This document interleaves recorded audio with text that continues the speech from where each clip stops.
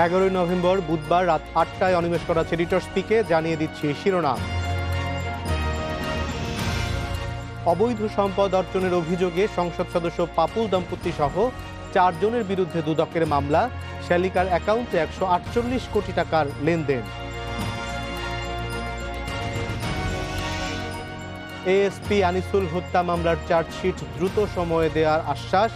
পরিবারের সঙ্গে সাক্ষাৎ পুলিশ কর্মকর্তাদের।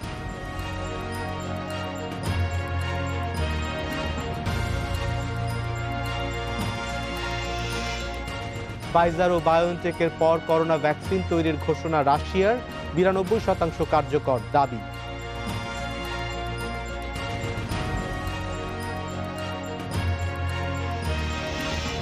লক্ষ্মীপুর 2 আসনের সংসদ সদস্য কাজী শহীদ ইসলাম পাপুল ও তার স্ত্রী 148 কোটি টাকা গোপন করার চেষ্টা করেছেন। এই অভিযোগ এনে মামলা করেছে দুদক। আসামি করা হয়েছে পাপুলের শ্যালিকা ও মেয়েকেও। এছাড়া অবৈধ সম্পদ অর্জনের অভিযোগও আনা হয়েছে তাদের বিরুদ্ধে। এসব বিষয় নিয়ে কথা বলতে রাজধানীর মোহাম্মদপুর থেকে আমাদের সঙ্গে যোগ দিচ্ছেন সুজনের সম্পাদক ডক্টর বদিউল আলম মজুমদার। ডক্টর বদিউল আলম মজুমদার, আপনাকে স্বাগত জানাচ্ছি।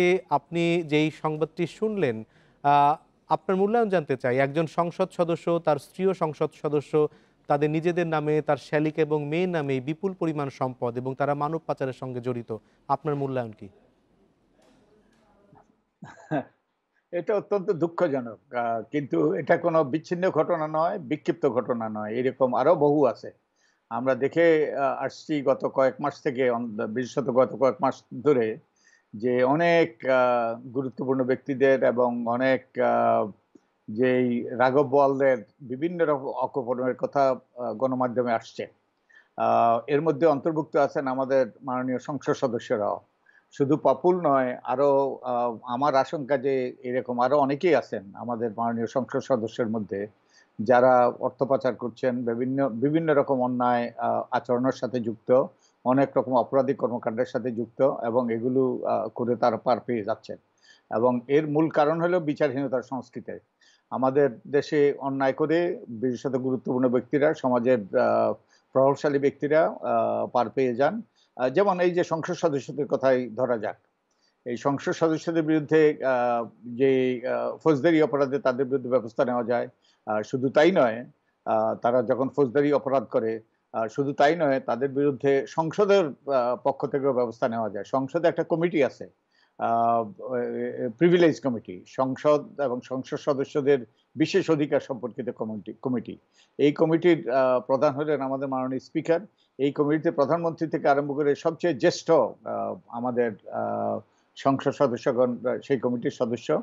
এই কমিটির উদ্দেশ্য হলো সংসদ সদস্যদের তাদের বাকস্বাধীনতা নিশ্চিত করা, একই সাথে সংসদ সদস্যদের আচরণ নিয়ন্ত্রণ করা, সংসদ সদস্যদের আচরণের মাধ্যমে যাতে সংসদের মর্যাদা ভুলুণ্ঠিত না হয় সেটা নিশ্চিত করা। কেউ যদি কোন সংসদ যদি তার আচরণের মাধ্যমে, তার যে দুর্নীতি দুর্বৃত্তায়নের মাধ্যমে যদি জনগণের সামনে সংসদের মর্যাদা ভুলুণ্ঠিত করে, তাহলে এটাকে বলা হয় সংসদ অবমাননা। এই সংসদ অবমাননার বিরুদ্ধে এই কমিটি ব্যবস্থা নিতে পারে। কিন্তু এ পর্যন্ত আমার জানা মতো কারো বিরুদ্ধে ব্যবস্থা নেওয়া হয় না। তারা এই সংসদদেরকে বহিষ্কার করতে পারেন। এবং অনেক সংসদের কথা জানি, সংসদ সদস্যদের কথা জানি, যারা অনেক অন্যায় আচরণ করছেন, কিন্তু তাদের কারোর বিরুদ্ধে ব্যবস্থা নেওয়া হয় না। এছাড়াও নির্বাচন কমিশনেরও দায়িত্ব আছে। নির্বাচন কমিশনের কিন্তু হাত অনেক লম্বা। নির্বাচন কমিশন সাংবিধানিক প্রতিষ্ঠান, এবং তাকে আইনের ওই যে সুষ্ঠু নিরপেক্ষ নির্বাচনের খাতিরে আইন বিধিবিধানের সাথে সংযোজনের ক্ষমতাও দেওয়া হয়েছে। তাই নির্বাচন কমিশনেরও এদের বিরুদ্ধে তদন্ত করে তদন্ত সাপেক্ষে ব্যবস্থা নেওয়ার সেই ক্ষমতা আছে, কিন্তু কেউ কোনো ক্ষমতা প্রয়োগ করে না। তাই যে অন্যায় করে পার পেয়ে গেলে অন্যায় উৎসাহিত হয়, তাই হচ্ছে। বদিউল আলম মজুমদার, আপনার কথা থেকে একটু স্পষ্ট যে এইসব দুর্নীতির সঙ্গে ক্ষমতার একটি নিবিড় সম্পর্ক রয়েছে, এবং আমরা দুর্নীতি দমন কমিশনকে দেখি যে এই ঘটনাগুলি প্রকাশ্যে এলে তখন তার বিভিন্ন ধরনের ব্যবস্থা নেয়। দুদকের কি সেই সক্ষমতা অথবা সেই সাহস আছে এইসব দুর্নীতিবাজদের বিরুদ্ধে ব্যবস্থা নেয়ার? এখন সক্ষমতা সাহস তো নির্ভর করে যে সক্ষমতা সাহস প্রদর্শনের উপর। সক্ষমতা না থাকলে সক্ষমতা তারা অর্জন করতে পারে। দুদক একটা স্বাধীন প্রতিষ্ঠান, যদিও সাংবিধানিকভাবে স্বাধীন নয়। তো দুদকের সক্ষমতা যদি না থাকে, দুদক সক্ষমতা অর্জন করতে পারে। বিভিন্ন দাতা গোষ্ঠী বিভিন্ন সময়ে দুদককে সহায়তা করার জন্য প্রস্তুত, এবং সরকারও, আমি নিশ্চিত সরকার চাইলে তাদেরকে তাদের সক্ষমতা বৃদ্ধির জন্য সরকার প্রয়োজনীয় সহায়তা দেবে। আর সাহস তো সেই তাদের উপর নির্ভর করে, তারা যদি সাহস প্রদর্শন করতে চায় সাহস প্রদর্শন করতে পারে। কিন্তু আমাদের যে বিচারহীনতার সংস্কৃতি, অন্যায়, ক্ষমতাবান ব্যক্তিরা, প্রভাবশালী ব্যক্তিরা অন্যায় করে পার পেয়ে যান, এই সংস্কৃতি চলে আসছে। এটাই অব্যাহত আছে, এবং এর কোনো ওই যে অবসানের সম্ভাবনা আমরা এখন পর্যন্ত দেখছি না। পাপুল এবং তার স্ত্রী দুজনই সংসদ সদস্য, অর্থাৎ তারা আইন প্রণেতা, রাষ্ট্র ক্ষমতার অনেক কাছাকাছি। তারা এইরকম মানুষ যখন রাষ্ট্র ক্ষমতার কাছাকাছি থাকে তখন সেটি গণতন্ত্রের জন্য কতখানি হুমকি? ও নিঃসন্দেহে তারা তারা তো সবচেয়ে গণতান্ত্রিক প্রতিষ্ঠানের সদস্য। তিনি এবং পাপুল এবং তার স্ত্রী সংসদ সদস্য। সংসদের মাধ্যমে কিন্তু সরকারের স্বচ্ছতা জবাবদিহিতা নিশ্চিত হওয়ার কথা।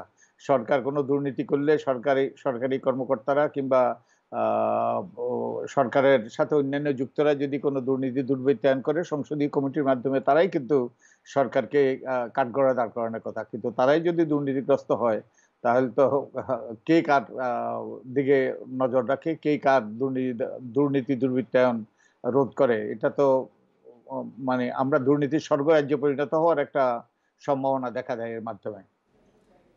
পাপুলের মতন যেমন ক্ষমতাবানরা একই সঙ্গে তারা যেমন দেশের ভাবমূর্তিও নষ্ট করছেন, কারণ বিদেশে মানব পাচার করেছেন এবং সেখানেও তার বিরুদ্ধে মামলা হয়েছে। সেই মামলায় তিনি অভিযুক্ত, দণ্ডিত হবার পর আমাদের টনক নড়েছে। এদের বিরুদ্ধে কি ধরনের ব্যবস্থা নেওয়া দরকার? আমি তো বললাম, এদের এদের বিরুদ্ধে ফৌজদারি ব্যবস্থা নেওয়া দরকার। ফৌজদারি ব্যবস্থা নেওয়া যায়, দুর্নীতি দমন কমিশন ব্যবস্থা নিতে পারে। এবং যে সকল ফৌজদারি আইন তারা ভেঙেছে, এই যে অর্থ পাচার থেকে আরম্ভ করে, এই জন্য তাদের বিরুদ্ধে মামলা হইতে পারে। নির্বাচন কমিশন তাদের বিরুদ্ধে তদন্ত শুরু করতে পারে। তদন্ত শুরু করে তাদের সংসদ সদস্য পদ, তারা যদি হলফনামায় ভুল তথ্য, মিথ্যা তথ্য দিয়ে থাকে, তাহলে তারা কিন্তু সংসদ সদস্য থাকার যোগ্য নয়। তো নির্বাচন কমিশন ওই তদন্ত শুরু করতে পারে। আর সবচেয়ে বড় কথা হলো, আহ, আহ, সংসদীয় কমিটি তার দায়িত্ব পালন করার সুযোগ রয়েছে, তারাও ব্যবস্থা নিতে পারে। ডক্টর বদিউল আলম মজুমদার, আপনাকে অনেক ধন্যবাদ আমাদের সঙ্গে যুক্ত থাকবার জন্য। এএসপি আনিসুল করিম হত্যা মামলার অভিযোগপত্র দ্রুত দেয়া হবে বলে জানিয়েছেন ঢাকা মহানগর পুলিশের তেজগাঁও বিভাগের উপকমিশনার মোহাম্মদ হারুনুর রশিদ। দুপুরে আনিসুলের করিমের গাজীপুরের বাসায় পরিবারের সঙ্গে সাক্ষাৎ করেন পুলিশ কর্মকর্তারা। আনিসুল করিমের বিষয়ে বিভিন্ন দিক নিয়ে কথা বলতে বরিশাল থেকে আমাদের সঙ্গে যোগ দিচ্ছেন অতিরিক্ত পুলিশ সুপার মোহাম্মদ নাইমুল হক। মোহাম্মদ নাইমুল হক, আপনাকে স্বাগত জানাচ্ছি। শুরুতেই জানতে চাইছি যে আপনাদের সহকর্মী আনিসুল করিম, তিনি ব্যক্তিগতভাবে কেমন মানুষ ছিলেন, এবং আমরা যতটুকু জানতে পেরেছি যে তার পরিবারের সদস্যরা তাকে মানসিক একটি সমস্যায় তিনি ভুগছিলেন, সেজন্য চিকিৎসার জন্য নিয়ে গিয়েছিলেন। আপনারা কি কখনো তার মধ্যে এই ধরনের কোনো মানসিক ডিসঅর্ডার দেখতে পেয়েছেন কিনা?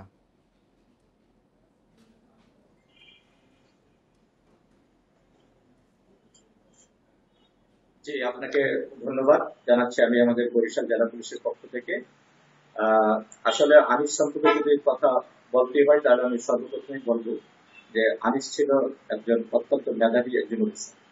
সে আমাদের জেলায় যোগদান করেছে এই বছরের ফেব্রুয়ারি মাসে। ফেব্রুয়ারি মাসে যোগদান করার পর থেকে তার প্রতিটি কাজই ছিল চমৎকার। সে যে শুধু একজন ভালো অফিসার ছিল আমি সেটা বলবো না, সে চমৎকার একটি মানুষ ছিল। সে আমাদের যে কোনো ধরনের মামলা থেকে শুরু করে গুরুত্বপূর্ণ মামলা বা যে কোনো বিষয়, যে কোনো দায়িত্ব তাকে দেওয়া হতো সেটি সে খুব সফলতার সাথে সে কিন্তু সেটি সম্পন্ন করত। অত্যন্ত চমৎকার মানুষ ছিল। আমি নিজেই ব্যক্তিগতভাবে তার সাথে অনেকগুলি কাজ করেছি, অনেকগুলো অভিযান করেছি, আমরা অনেকগুলো গুরুত্বপূর্ণ মামলার রহস্য উদ্ঘাটন করেছি। বর্তমানে যে কথাটি আসছে যে সে মানসিকভাবে কোনো সমস্যা ছিল কিনা, আসলে আমরা যারা পুলিশে কাজ করি আমাদেরকে কিন্তু শারীরিক এবং মানসিক ভাবে কিন্তু আমাদেরকে সবসময় প্রচন্ড চাপের সম্মুখীন হতে হয়। তো এত চাপের পরও কিন্তু আমাদেরকে আমাদের কাজগুলো চালিয়ে যেতে হয় এবং আমরা সেটা সবসময় করার চেষ্টা করি। আনিসুল সে নিজেও কিন্তু অনেক আমি বলবো অনেক প্রেশার ভিতরে সে ছিল, কারণ কিছুদিন আগে কিন্তু সে করোনায় আক্রান্ত হয়েছিল। করোনা আক্রান্ত হয়ে সে 1 মাসের মতো সে কিন্তু তার কাজের বাহিরে ছিল। তারপরেও কিন্তু সে আমার সরাসরি খুব ভালোভাবে সে তার কাজে ফিরতে পেরেছে এবং সে তার দায়িত্ব সঠিকভাবে পালন করতে পেরেছিল। কিছুদিন আগে 2 মাস আগে তার পুষ্টিকা বরিশাল মেট্রোপলিটন পুলিশে, তার আগ পর্যন্ত সে আমাদের সাথে কাজ করতে চমৎকার মানুষ ছিল, অত্যন্ত মেধাবী অফিসার। আপনারা ইতিমধ্যে জেনেছেন যে সে কিন্তু জাহাঙ্গীরনগর বিশ্ববিদ্যালয় থেকে প্রাণ রসায়ন বিভাগের একজন মেধাবী ছাত্র ছিল। পাশাপাশি সে রাজশাহী বিশ্ববিদ্যালয় থেকে কিন্তু সে এমফিল ডিগ্রি সে অর্জন করেছে। তো এত একটা মেধাবী অফিসারের এইরকম মৃত্যু কিন্তু আসলে আমরা কেউ কখনো আশাই করতে পারি। তো আমরা যেটা দেখেছি যে সিসিটিভি ফুটেজে এবং তার পরবর্তীতে অনেক কথাই কিন্তু আসছে যে তার বিভিন্ন ধরনের সমস্যা নিয়ে। আসলে যে ছেলেটি 7 তারিখ পর্যন্ত কাজে যোগদান ছিল, অর্থাৎ এই মাসের 7 তারিখ পর্যন্ত কিন্তু সে তার কাজে ছিল। 7 তারিখের পর 8 তারিখে সে ঢাকায় গিয়েছিল ডাক্তার দেখানো। সেই ছেলেটিকে কিভাবে মানসিকভাবে ভারসাম্যহীন বলা হয় সেটা আসলে আমাদের বোধগম্য নয়। আসলে আমি বলবো যে এটা এক ধরনের চক্রান্ত, যে তার প্রতি যে অন্যায় যে অভিযানটা করা হয়েছে ওটাকে থাকার জন্য এই ধরনের একটি এই ধরনের অপবাদ বর্তমানে দেওয়া হচ্ছে বলে আমরা মনে করছি। এবং যে হাসপাতালে তাকে প্রথমে আমরা যতটুকু জানতে পেরেছি যে শ্যামলী মানসিক স্বাস্থ্য ইনস্টিটিউটে তাকে নেওয়া হয়েছিল, সেখান থেকে তাকে যে হাসপাতালে পিটিয়ে মারা হয়েছে মাইন্ড এইড, সেখানে নেওয়া হয় এবং সেটির হাসপাতাল হিসেবে কোনো অনুমোদন নেই, একেবারে অনুমোদনহীনভাবে সেটি চলছিল এবং এখনো পর্যন্ত আমরা জানতে পারিনি যে সেই হাসপাতালে কোনো চিকিৎসক আসলে আছে কিনা। তো এই রকম অনুমোদনহীন হাসপাতাল ঢাকা শহরে যেমন আছে, দেশের বিভিন্ন জায়গায় তেমন আছে। এইগুলি কিভাবে প্রশাসনের নাকের ডগায় এভাবে থাকে?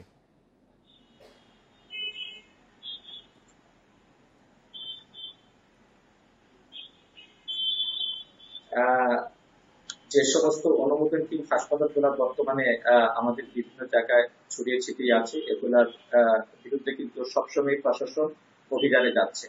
তারপরেও কিছু কিছু জিনিস থেকে যাচ্ছে যেগুলা হয়তো আমাদের নজরে আসছে না, বা হয়তো আমাদের কাছে এদের কোনো তথ্য অনেক সময় থাকে না। তবে শ্যামলীতে যে হাসপাতালটির কথা বলা হয়েছে মাইন্ডেড কেয়ার, আমরা শুনেছি এর আগেও এখানে অনেকের চিকিৎসা হয়েছে এবং সেটা ওখানে চালু ছিল, এবং তাকে হৃদরোগ ইনস্টিটিউটে পাঠানোর পর ওখান থেকেই তাকে সেখানে পাঠানো হয়েছে বলে আমরা শুনেছি। আসলে যখন একটা হাসপাতালের লোকজন যায় কিন্তু তার সেখান থেকে একটা সেবা পাওয়ার জন্য। আমাদের আনিসুলের পরিবারও ভেবেছিল যে হয়তো সেখানে একটা ভালো সেবা তারা তাকে দিতে পারবে, কিন্তু আসলে সেবার নামে যে প্রহসন ওখানে আমরা দেখতে পেলাম, এটা আসলে অত্যন্ত দুঃখজনক বিষয়। আমি মনে করি যে সঠিকভাবে তদন্ত হবে এবং সেই তদন্তের ফলে যে কোন কারণে, এটার পিছনে নিশ্চয়ই কোনো কারণ লুকিয়ে আছে, না হলে 5-7 জন 8 জন 10 জন লোক মিলে একজন ঊর্ধ্বতন কর্মকর্তাকে এভাবে, এটা তো কোনো চিকিৎসা হতে পারে না। আমরা সবাই সিসিটিভি ফুটেজে দেখেছি, আপনারাও দেখেছেন যে এটা কোনো ধরনের চিকিৎসা পদ্ধতি বলে আমার মনে হয় না। 7-8 জন মিলে একজন অফিসারকে বা একজন মানুষকে টেনে হিচড়ে একটা কক্ষে নিয়ে যাবে, সবাই মিলে তাকে ধরবে, তার হাত পা টেনে হাত বাঁধবে, তাকে কনুই দিয়ে গুঁতো দেবে, তার পায়ে তার বুকের উপর উঠে পড়বে। আসলে এটা কোনো চিকিৎসা হতে পারে না। আমার মনে হয় আসলে এটা একটা পরিকল্পিত হত্যাকাণ্ডে আমার মনে হচ্ছে যে এটার পিছনে আসলে কোনো কারণ আছে কিনা সেটা তদন্ত কর্মকর্তারা অবশ্যই খুঁজে বের করবেন। আর বর্তমানে যে সমস্ত আপনারা যেটা বলেন যে অবৈধ যে হাসপাতাল বা ক্লিনিক গুলা এখানে আসছে, আমার মনে হয় যে যথাযথ কর্তৃপক্ষ এগুলোর বিরুদ্ধে অবশ্যই ব্যবস্থা নেবেন এবং এগুলো খুব শীঘ্রই আমরা আশা করছি যে এগুলোর বিরুদ্ধে ব্যবস্থা গ্রহণ করা হবে। ইতিমধ্যে আমরা দেখেছি স্বাস্থ্য মন্ত্রণালয় থেকে একটি আমরা টিভিতে দেখেছি যে স্বাস্থ্য মন্ত্রণালয় থেকে একটি মেসেজ আসছে যে দেশের যত অবৈধ ক্লিনিক বা হাসপাতাল আছে তাদের বিরুদ্ধে দ্রুত ব্যবস্থা গ্রহণ করার জন্য। আসলে এই ব্যবস্থাটা যদি আরো আগে যদি এই ব্যবস্থা নেওয়া হতো তাহলে হয়তো আমাদের এই আনিসুল করিমকে জীবন হারাতে হতো না, বা আরো যারা আমরা ভুক্তভোগী আছে আমাদের জনসাধারণ তারাও হয়তো সঠিক চিকিৎসা পেত বলে আমি মনে করছি। মোহাম্মদ নাইমুল হক, আমরা চাইব যে স্বাস্থ্য মন্ত্রণালয় যে উদ্যোগটি নিয়েছে, পুলিশের পক্ষ থেকে আপনারা একটু তৎপর হবেন যেন এই ধরনের অবৈধ হাসপাতালগুলি অস্তিত্ব না থাকে, ঢাকা শহরে যেমন বরিশালেও ঠিক তেমনিভাবে যেন না থাকে। আরেকটি বিষয় একটু জানতে চাই যে এসপি আনিসুল করিমের পরিবারের সঙ্গে নিশ্চয়ই আপনাদের যোগাযোগ আছে। তার খুব ছোট্ট একটি ফুটফুটে সন্তান রয়েছে, আমি দেখেছি তার ফেসবুক প্রোফাইলে। তাদের পরিবার বা তাদের সন্তানের পাশে দাঁড়ানোর জন্য পুলিশের পক্ষ থেকে আপনারা কোনো উদ্যোগ নিয়েছেন কিনা?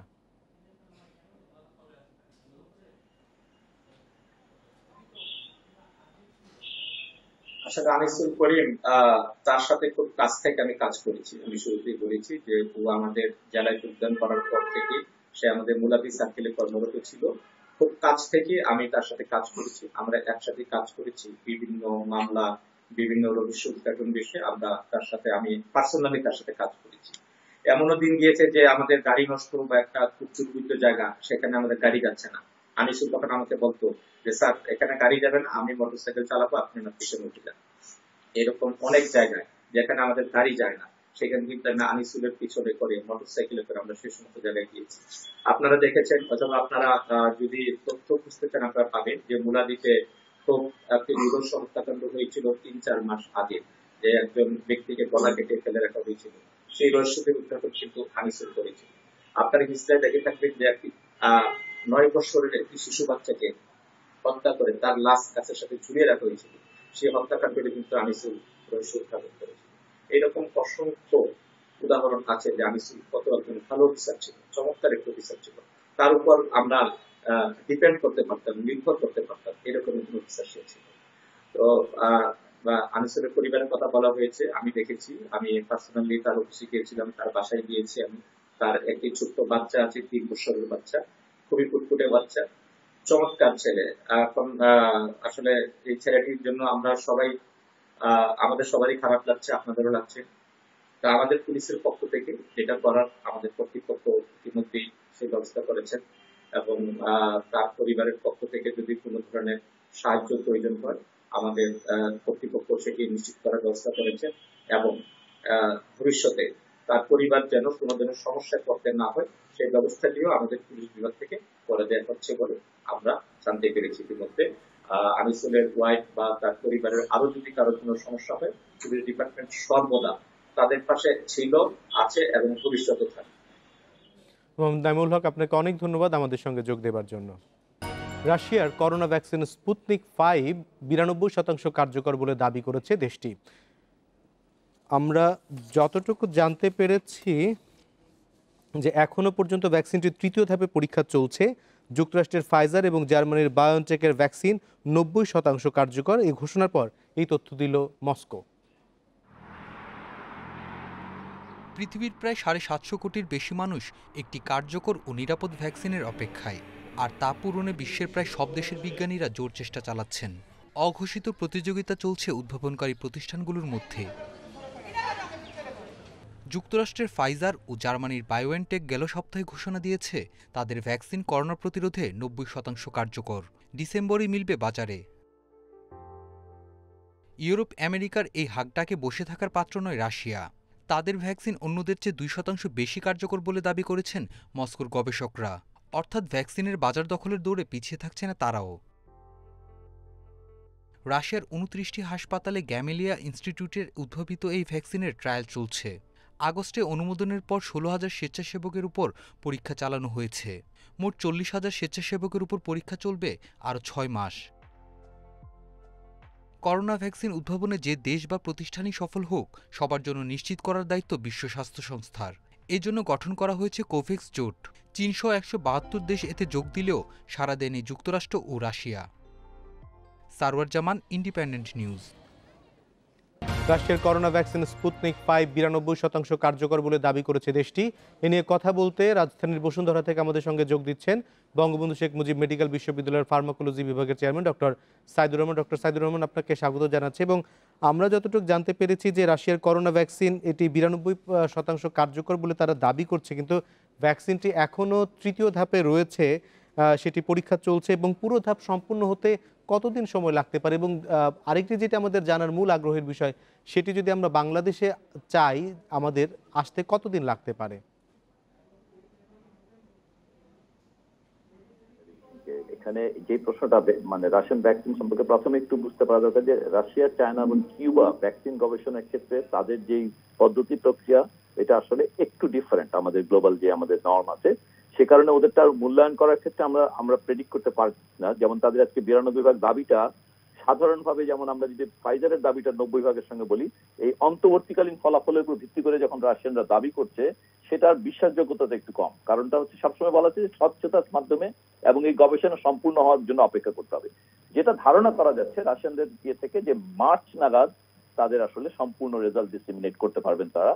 এবং ওনারা ইন দ্য মেইন টাইম আসলে ম্যানুফ্যাকচারিং তাদের উৎপাদন সক্ষমতা বাড়িয়েছেন এবং ওনারা আসলে এক ধরনের উৎপাদনে চলে গেছেন, কারণ ওনারা ওনাদের দেশে নিজের দেশে রাশিয়াতে মাস ইমিউনাইজেশন শুরু করেছেন। তারা অলরেডি 1,10,000 ডোজ তারা দিয়ে ফেলেছে। অতএব তারা তাদের সক্ষমতা বাড়াচ্ছে এবং তারা আশা করতেছেন তারা তাদের দেশের বাইরেও যেমন ভারত, ভিয়েতনাম সহ বিভিন্ন জায়গায় তারা প্ল্যান্ট বসাবেন এবং তারা মানে যেটা তাদের প্ল্যানিং সেটা হচ্ছে 1,20,00,000 ভ্যাকসিন তারা আসলে প্রথম কোয়ার্টারে তারা দেওয়ার চেষ্টা করবে। এটা হচ্ছে সম্পূর্ণ তাদের নিজেদের জন্য এবং তারা মূলত পৃথিবীতে প্রায় 120 কোটি ডোজ ভ্যাকসিন এক বছরে তৈরি করার সামর্থ্য পরিকল্পনা আছে তাদের। মনে রাখা ভালো, রাশিয়া কিন্তু একটি ভ্যাকসিনই শুধুমাত্র নেই, তারা দুটো ভ্যাকসিনকে তারা প্রায় কাছাকাছি জায়গায় এসছে এবং তাদের 2 ডজন ভ্যাকসিন আসলে পাইপলাইনে আছে। তো রাশিয়ানদের এটা আমাদের জেনারেল প্ল্যানিং এর থেকে একটু আলাদা। বাংলাদেশের সঙ্গে যে সম্পর্ক আছে সে অনুযায়ী বাংলাদেশ তারা বিশ্বে বহু দেশে ইতিমধ্যে 3-4টি দেশের সঙ্গে তারা চুক্তিও করে ফেলেছে।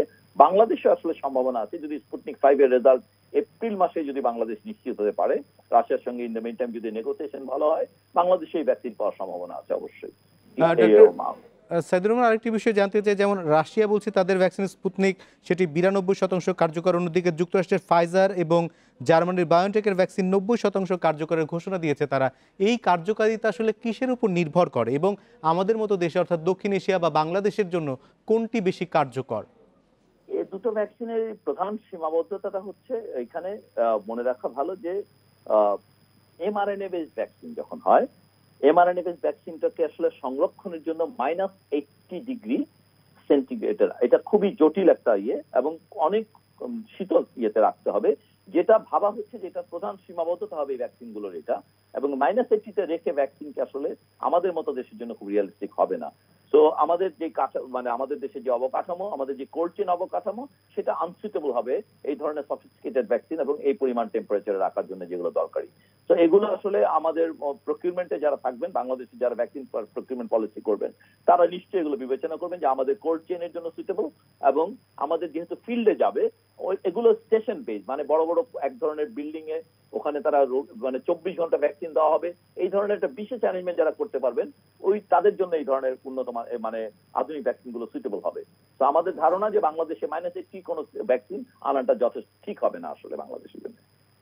সব মিলে ভ্যাকসিন হাতে আসতে অন্তত মার্চ মাস পর্যন্ত সময় লাগবে, আপনি যেমনটি বলছিলেন।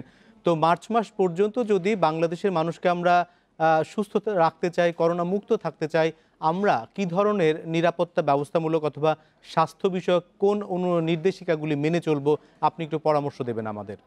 শুধুমাত্র মার্চ না, স্পষ্ট বলা দরকার মার্চ বা এপ্রিলে যদি প্রথম ডোজটি আসে, প্রথম ডোজটি আসা থেকে বাংলাদেশের 12 কোটি মানুষকে ভ্যাকসিনেট করতে 24 থেকে 36 মাস সময় লাগবে। এটা পৃথিবীতে কখনোই অ্যাডাল্ট মানে পূর্ণবয়স্ক মানুষদেরকে ভ্যাকসিনেট করার অভিজ্ঞতা তেমন নেই। অতএব আগামী 36 মাস বাংলাদেশের সকল মানুষকে এই মাস্ক পরে চলতে হবে, এই ব্যাপারটি নিশ্চিত করতে হবে। মাস্ক মুখ থেকে সরানোর জন্য আপনি খেয়াল করবেন ইউরোপ এবং আমেরিকাতে শুধুমাত্র মাস্ক খুলে ফেলার জন্যই ভ্যাকসিন নিয়ে এত বেশি উত্তেজনা। অর্থাৎ বাংলাদেশকে বিকল্প চিন্তা করতে হবে। পৃথিবীর অন্তত 12-15টি দেশ কিন্তু ইতিমধ্যে ভ্যাকসিন আসার আগেই তারা সফলভাবে এই রোগটি নিয়ন্ত্রণ করেছে এবং তাদের এই উদাহরণগুলো ফলো করা দরকার। বাংলাদেশকে আগামী 36 মাস সকল মানুষকে মাস্ক করে চলতে হবে, কারণ আপনি যত রোগী আসুক একটি বাসে থাকা 50 জন মানুষ অথবা একটি শপিং মলের 100 মানুষের মধ্যে আপনি বড় যে 10-15 জনকে ভ্যাকসিনেট করতে পারবেন আগামী 1-2 বছর পর। অতএব এই 70% মানুষকে ভ্যাকসিনেট করতে বাংলাদেশের 36 মাস সময় লাগবে আনুমানিক, এবং এই সময়কাল জুড়ে আসলে সবাইকে মাস্ক করতে হবে এবং 6 ফিট দূরত্বে থাকতে হবে। শীতকাল প্রায় এসে গেছে এবং কিছুদিনের মধ্যে হয়তো শীত আরেকটু জাঁকিয়ে বসবে। আমরা যতটুকু শুনতে পাই যে শীতে করোনার প্রভাব আরো বাড়ে, সেই ক্ষেত্রে এই শীতকালের বিশেষ প্রস্তুতির দরকার আছে কিনা আপনি কি মনে করেন? অবশ্যই, বিশেষ করে যারা বয়স্ক মানুষ তাদের জন্য বিশেষ প্রস্তুতি দরকার। এবং একটা জিনিস আমাদের সামর্থ্য নেই, সেই কারণে ইনফ্লুয়েঞ্জা এবং আমরা নিউমোনিয়া এই দুটো ভ্যাকসিন আসলে নেওয়া থাকলে পরে তাদের আসলে, কারণ এই দুটো রোগের প্রাদুর্ভাব বাড়বে শীতে এবং মানুষের কাছাকাছি থাকবেন, অতএব রোগের ট্রান্সমিশন বাড়বে। এই দুটো এবং পোশাক আশাক তারা ভারী পোশাক পরবেন এবং সেগুলো পাল্টাবেন না, নিয়মিত পাল্টাতে পারবেন না বিধায় ওনারা এই ভাইরাস বাইরে থেকে নিয়ে ঘরে ঢুকে পড়বে। এখন যেটা মানুষ সতর্কতা অবলম্বন করছে সেগুলো কমে যাবে। অতএব এই বিষয়গুলোকে বিশেষভাবে সারা দেশের মানুষকে সতর্ক হতে হবে এবং বেশি মানে বয়স্ক মানুষদেরকে একেবারেই আলাদাভাবে যদি যত্ন না নেওয়া হয় বেশ বড় ধরনের ডিজাস্টার ঘটে যাওয়ার সম্ভাবনা আছে বাংলাদেশে। অতএব বয়স্ক মানুষকে স্বাস্থ্যবিধি মেনে যতটুকু সময় আলাদা রেখে মাস্ক পরে তাদেরকে রাখার চেষ্টা করতে হবে, যতটুকু না বের হয়ে পারা যায় ঘর থেকে না বেরিয়ে তাদের থাকতে হবে আসলে। বিভিন্ন সূত্র থেকে আমরা যে তথ্যগুলি পাই, গুটি বসন্তের ভ্যাকসিন আবিষ্কার হতে প্রায় কার্যকর ভ্যাকসিন আবিষ্কার হতে 200 বছর সময় লেগেছে এবং পৃথিবী থেকে গুটি বসন্ত নির্মূল হয়েছে। করোনার কার্যকর ভ্যাকসিন আবিষ্কার হতে আসলে কতদিন সময় লাগবে এবং যেখান থেকে আমরা আশাবাদী হতে পারি? আমরা মনে করতেছি এটা 2022 সালের জুলাই থেকে ডিসেম্বরের সময়কালের মধ্যে এই যে অর্থে আমরা কার্যকর ভ্যাকসিন সেগুলো মাত্র ট্রায়াল শুরু হচ্ছে। তো সেগুলো 18 মাস সময় লাগবে, 12 মাস অন্তত পক্ষে প্রোটেকশন দেওয়ার জন্য। মানে এই ব্যাপারটা এখন যে ভ্যাকসিন গুলো আছে সেগুলো 1 বছরও প্রোটেকশন দেবে কিনা সেটাও নিশ্চিত করে বলা যাচ্ছে না, কারণ আমাদের 1 বছর সময়ই পার হয়। এটা 2 মাসের মানে সেফটি ট্রায়াল 2 মাসের, পৃথিবীর ইতিহাসে কোনোদিন এই 2 মাসের নিরাপত্তা বা তথ্য দিয়ে কোনো ভ্যাকসিন অনুমোদিত হয়নি। কিন্তু এখন মহামারী, যেহেতু মানুষ মহামারীতে বিপদগ্রস্ত আছে, সেজন্য এই ধরনের রিল্যাক্স শর্ত দিয়ে আসলে ভ্যাকসিন গুলোকে মাঠে আসতে দেওয়া হচ্ছে বা মানুষের শরীরে প্রয়োগ করা হচ্ছে। অতএব আমাদের এই উদ্বেগটা থাকতে হবে, যেটা নিরাপত্তা অবশ্যই প্রশ্নবিদ্ধ। এখনো মাত্র 2 মাসের নিরাপত্তা দেখা হয়েছে, দীর্ঘমেয়াদের নিরাপত্তা দেখাই হয়নি। কার্যকারিতা কতদিন প্রোটেকশন দেয় দেখাই হয়নি, 6 মাসও পার হয়। অতএব এগুলোকে অবশ্যই বেশ সতর্কতার সঙ্গে এগুলোর উপরে বেশি আস্থা রাখতে গেলে ঝুঁকিপূর্ণ হবে। আমাদের যেটুকু বুঝতে পারি যে সম্পূর্ণ মেয়াদের গবেষণা যারা শেষ করবে ওই ভ্যাকসিন গুলোই আসলে কার্যকর হবে। এবং আপনি খুবই যথার্থ বলেছেন যে ওই নির্মূল করার মতো ভ্যাকসিন আসতে আমাদের অবশ্যই আরো 2 বছর সময় লেগে যাবে আমার ধারণা। অর্থাৎ করোনার ভ্যাকসিনের উপর আমাদের নির্ভরশীলতা যতখানি, তার চেয়ে বেশি আমরা যদি স্বাস্থ্য সচেতনতাগুলো মেনে চলি, আপনি যেমনটি বলছিলেন মাস্ক ব্যবহার, সামাজিক দূরত্ব নিশ্চিত, সেটি অত্যন্ত বেশি জরুরি। আপনার পৃথিবীতে প্রায় 10-12টি দেশ ইতিমধ্যে প্রায় 0 লেভেলে নিয়ে এসেছে এবং তারা শুধু দুটো কাজ করে, তাদের দেশে ভ্যাকসিন ব্যবহার করেনি। আমরা যদি দেখি চীন, সিঙ্গাপুর, হংকং, বিভিন্ন দেশগুলোর নাম, মালয়েশিয়া, ভিয়েতনাম, ওইদিকে নিউজিল্যান্ড, অস্ট্রেলিয়া, এরা সবাই তো কার্যকর শুধু এগুলোর মাধ্যমে, তাদের কারো হাতে ভ্যাকসিন নেই এখন। চীনে শুধুমাত্র সেনাবাহিনীকে ভ্যাকসিন দেওয়া হচ্ছে, কাউকে ভ্যাকসিন করেনি তারা, কিন্তু তাদের তো নিয়ন্ত্রণ করে ফেলেছে তারা। অতএব আমাদের এই উদাহরণগুলো, ভালো উদাহরণগুলো ভ্যাকসিন আসার আগে এবং যেগুলো প্রমাণিত উদাহরণ সেগুলোর উপর নির্ভরশীল হওয়া দরকার। এই ভ্যাকসিনের 2 মাস 3 মাসের ট্রায়ালের যে সমস্ত প্রমাণ, সেগুলোর উপর এইভাবে উচ্ছ্বসিত হওয়াটা আসলে ঠিক হচ্ছে না। ডক্টর সাইদুর রহমান, আপনাকে অনেক ধন্যবাদ আমাদের সঙ্গে যোগ দেবার জন্য। এই ছিল এডিটর স্পিক। ইন্ডিপেন্ডেন্ট টেলিভিশনের সব খবর আরও বিস্তারিত জানতে চোখ রাখুন ফেসবুক, ইউটিউব এবং টুইটারে। সাথে থাকার জন্য ধন্যবাদ।